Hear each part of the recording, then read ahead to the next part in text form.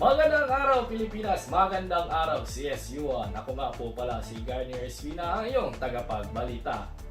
Nash Similiano at Janine Olive Romero kinurunahan bilang Lakanag Lakambini 2025. Matapos na ganapin noong Agosto 29 sa New Administration Building Conference Hall ng Kapisanan ng Mag-aaral sa Filipino o KAMAFIL ang kanilang programa na Lakanag Lakambini na ay matagumpay na naiuwi nila Nash Similiano at Janine Olive Romero ang hukbo ng mga bagani ang corona.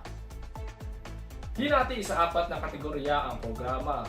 Ito ang production number, uniform attire, formal attire at question and answer portion.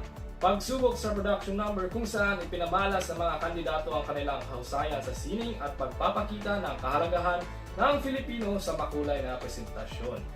Isa sa pinakamahalagang bahagi ng patimpalak ay ang question and answer portion na kung saan nilakay ng mga kalahok ang mga isyong may kinalaman sa wika, kultura at kasaysayan ng bansa. Sa mga tanong at sagot, ipinakita ng mga kalahok ang kanilang kaalaman at pananaw sa mga mahalagang paksa. Iginawad kina John Mark Franco at Janine Olive Romero ang titulong Mr. and Miss Photogenic bilang pagkilala sa kanilang natatanging taglay na kagandahan at karisma.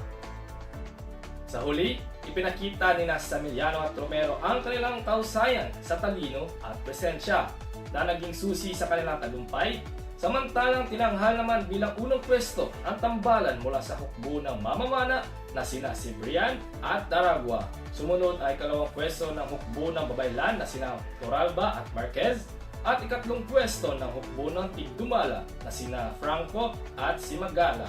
Sa pagtatapos ng buwan ng wika taong 2025, muling pinatunayan ng mga mag-aaral at kalahok na ang wika ay may mahalagang papel sa ating kultura at pagkakaisa bilang isang bansa. Ang Lakanag Lakambini 2025 ay naging simbolo ng mga kabataang nagsusulong ng Filipino at mga katutubong wika at nagsisilbing paalala ang wika ay isang instrumento ng pagkakakilanlan, pagkakaisa at pagmamahal sa bayan. Muli, ako nga po pala si Garnier Espina, ang inyong tagapagbalita. Maraming salamat at dalay ko ng Diyos!